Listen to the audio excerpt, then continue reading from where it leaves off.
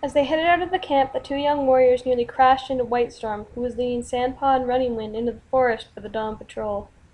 "Sorry," panted Fireheart. He stopped, and Graystripe skidded to a halt beside him. Whitestorm dipped his head. "I hear you two are going on a mission," he meowed. "Yes," Fireheart replied. "Then may you have StarClan's protection," meowed Whitestorm gravely. "What for?" Sandpaw sneered. "You're off to catch voles?" Running Wind, a lean tabby, turned and whispered something into Sandpaw's ear. Her expression changed, and the contempt in her eyes switched to guarded curiosity. The patrol stepped aside to let Fireheart and Graystripe pass. The pair raced on and scrambled up the side of the ravine. Fireheart and Graystripe shared a few words as they followed the route through the forest to Fortrees, saving their breath for the long journey ahead. They paused at the top of the steep slope on the far side of the oak-shaded clearing, their sides heaving from the climb. "It's always windy up here," grumbled Graystripe, fluffing out his thick fur against the blast of cold air that swept across the uplands.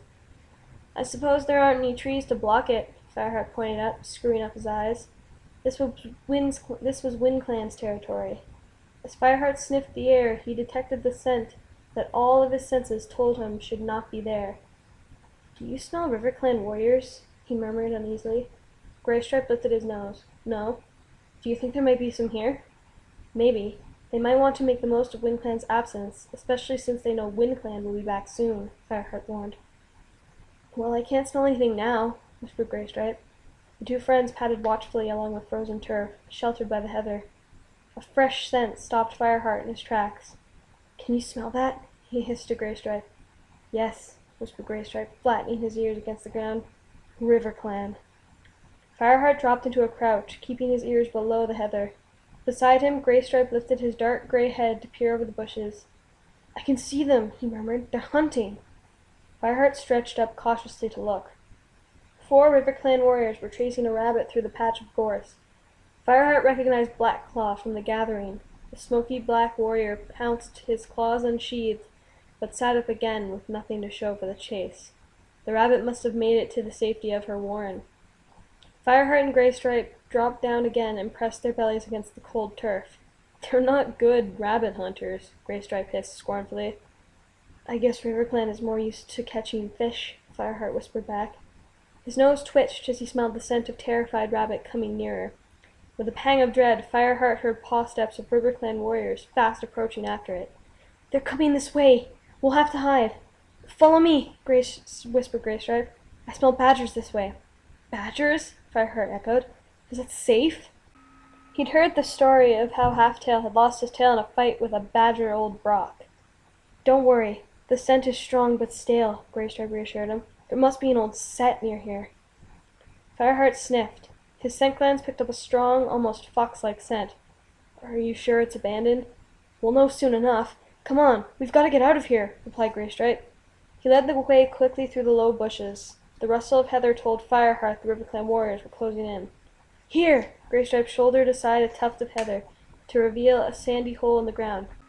"Get inside! The badger's scent will disguise ours. We can wait till they're gone." Fireheart slipped speedily into the dark hole, and Graystripe followed him. The stench of badger was overwhelming. Paw steps thudded on the ground overhead. Both cats held their breaths as the steps halted, and one of the RiverClan warriors yowled. "Badger set!" From the raspy mew, Fireheart knew it was Blackclaw. A second voice answered. "Is it abandoned? A rabbit may be hiding inside."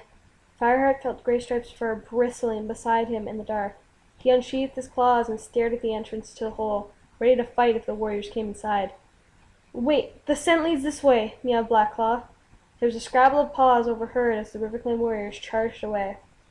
Graystripe slowly let out his breath. "Do you think they're gone?"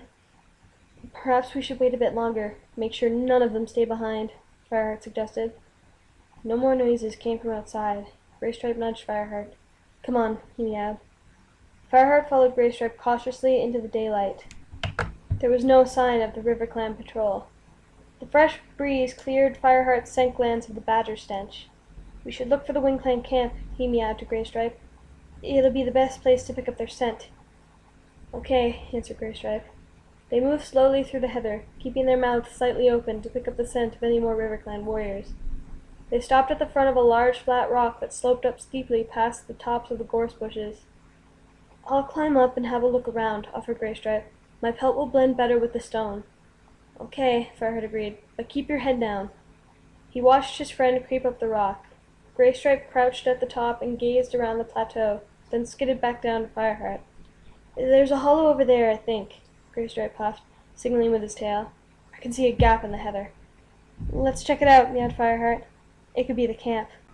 That's what I thought, Graystripe nodded. It's probably the only place up here that's sheltered from the wind. As they neared the hollow, Fireheart raced past Graystripe and gazed over the edge.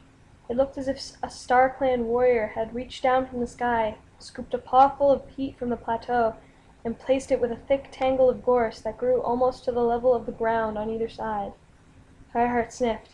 He could smell many scents, all WindClan, old and young, male and female, and in the background the faint odor of fresh kill that had long since become crow food. This had to be the abandoned camp. Fireheart bounded down the slope and plunged into the bushes. The gorse tugged at his fur and scratched his nose, making his eyes water. He could hear Graystripe behind him, cursing as thorns snagged his ears. They pushed through into a sheltered clearing. The sandy ground had been trodden hard by generations of paws. At one end of the clearing stood a rock, worn smooth by many windblown moons. This is their camp, all right, Fireheart murmured. I can't believe Brokenstar managed to drive WindClan out of such a well-protected place, meowed Graystripe, rubbing his sore nose with one paw. It looks like they put up a good fight, Fireheart pointed out, realizing with a jolt how badly ravaged the camp was. Clumps of fur littered the ground, and dried blood stained the sand. Mossy nests had been dragged out of dens and torn apart, and everywhere stale ShadowClan scent mingled with the smell of terrified WindClan cats. Fireheart shuddered. Well, let's find the scent trail out of here, he meowed. He began to sniff the air carefully and moved forward, following the strongest scent. Graystripe padded after him to the narrow gap in the gorse. WindClan cats must have been smaller than I remembered, grumbled Graystripe as he squeezed through after Fireheart. Fireheart glanced at his friend, amused for a moment. The scent trail was quite clear now, definitely WindClan, but mixed and pungent, as if made by many frightened cats. Fireheart looked down. Drops of dried blood dotted the ground. We're heading the right way, he meowed darkly. 2 moons of rain and wind had failed to wash away the signs of suffering. Fireheart could clearly picture the defeated and injured clan fleeing from their home. With a surge of anger, he bounded after his friend. The trail led them to the far edge of the uplands, where they stood to catch their breath. In front of them, the ground sloped away to the two-legged farmland. Far in the distance, where the sun was beginning to set, loomed the towering shapes of Highstones. I wonder if Nightpelt is there yet, Fireheart murmured. In the tunnel below Highstones lay the sacred moonstone where the leaders of each clan shared dreams with StarClan. Well, we don't want to find him down there. Graystripe flicked his tail at the wide expanse of Two-Leg Land. It'll be hard enough dodging two-legs, rats, and dogs without meeting the new ShadowClan leader as well. Fireheart nodded. He thought back to their last journey across this land with Bluestar and Tigerclaw. They had almost been killed by an attack of rats, and only the arrival of Barley the Loner had saved them. Even so, Bluestar had lost one of her lives. The memory of it stung Fireheart like a wood ant. Do you think we'll find any trace of Ravenpaw down there? Graystripe meowed, turning his broad face toward Fireheart. I hope so, Fireheart replied solemnly. The last he had seen of Ravenpaw had been the white tip of his tail disappearing into the storm on the uplands.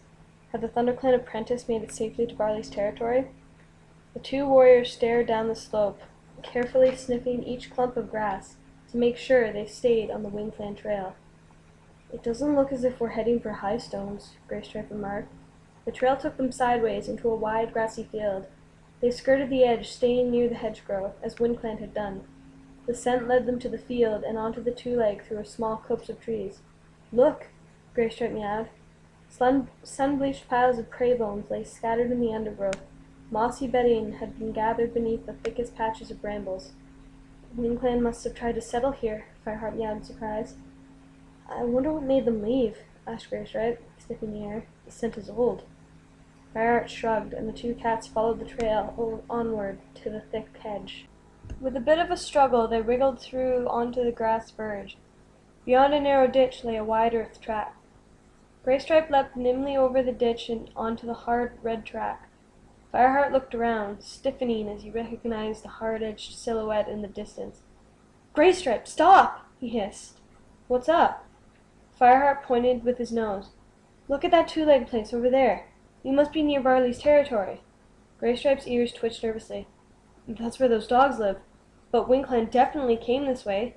We'll have to hurry. We need to get past the two-legged nest before sunset." Fireheart remembered Barley telling them that the two-legs let the dogs loose at night, and the sun was already sinking towards the craggy tops of Highstones. He nodded. Perhaps the dogs chased Windclan out of the woods. With an anxious twinge, he thought of Ravenpaw. "Do you think he found Barley?" he asked. "Who? Ravenpaw? Why not? We made it this far," meowed Graystripe. "Don't underestimate him. Remember the time Tigerclaw sent him to Snake Rocks? He came back with an adder." Fireheart purred at the memories. Graystripe leapt across the track and through the hedge on the far side. Fireheart chased after him, quickening his pace to match his friend, step for step. A dog barked furiously from the two-legged nest, but its vicious snarling soon faded into the distance. The temperature plunged as the sun set, and frost began to form on the grass. "Should we keep going?" asked Graystripe.